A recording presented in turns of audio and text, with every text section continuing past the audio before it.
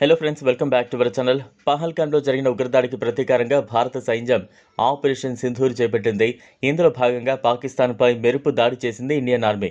ఈ నేపథ్యంలో భారత్పై దాడి చేసేందుకు టర్కీ పాకిస్తాన్కు 350కి పైగా డ్రోన్ల సహాయంతో పాటు సైనిక సిబ్బందిని కూడా పంపిందని నిఘా వర్గాలు తెలిపాయి. అయితే పాకిస్తాన్కు సహకరించిన టర్కీ, చైనాపై ప్రతీకారం తీర్చుకోవడానికి భారతీయ వ్యాపారులు ఆ రెండు దేశాలకు చెందిన ఉత్పత్తులను స్వచ్ఛందంగా బహిష్కరణ చేస్తున్నట్లు ప్రకటించారు. టర్కీ పర్యాటక రంగంతో పాటు దిగుమతి ఉత్పత్తుల బహిష్కరణతో ఆ దేశ ఆర్థిక వ్యవస్థపై తీవ్ర ప్రభావాన్ని చూపుతోంది. ముఖ్యంగా టర్కీ యాపిల్స్, మార్బుల్స్ పర్యాటక రంగం ద్వారా వచ్చే ఆదాయంపై తీవ్ర ప్రభావం కనిపిస్తోంది. పూణే లాంటి ప్రాంతాల్లో వ్యాపారులు టర్కీ యాపిల్స్ను బహిష్కరిస్తున్నారు. అలాగే టర్కీ మార్బుల్స్ను ఇంటీరియర్ డిజైన్, నిర్మాణ రంగాల్లో ఉపయోగించకుండా ఉండాలని భారతీయులు నిర్ణయించుకున్నారు.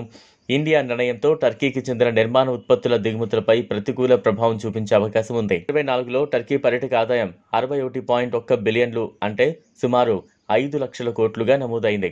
2024లో భారతీయ పర్యాటకుల సంఖ్య 20.7% పెరిగింది. టర్కీ పర్యాటక రంగానికి భారతీయుల పర్యటనతో పెద్ద బూస్ట్ అని చెప్పాలి.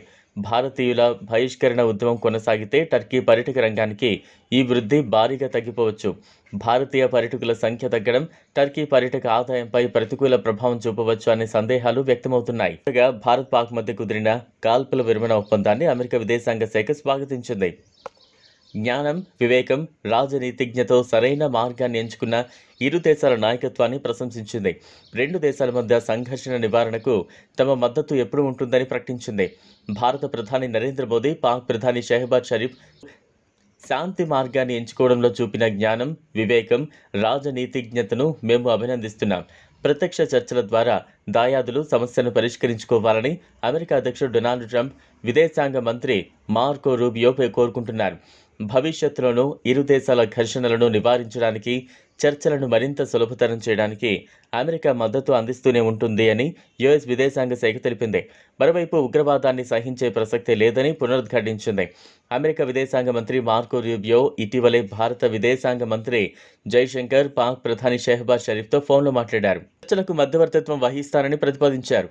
ఇరు దేశాల మధ్య ద్వైపాక్షిక సంబంధాలను బలోపేతం చేయడానికి జరుగుతున్న ప్రయత్నాలను ప్రోత్సహిస్తామని పేర్కొన్నారు. అంతేకాదు ఉగ్రవాదాన్ని ఎట్టి పరిస్థితుల్లోనూ సహించేది లేదని రూబియో స్పష్టం చేశారు. ఈ వీడియో మీకు నచ్చినట్లయితే లైక్ చేయండి, షేర్ చేయండి, ఛానల్ను సబ్స్క్రైబ్ చేసుకోండి. Thanks for watching.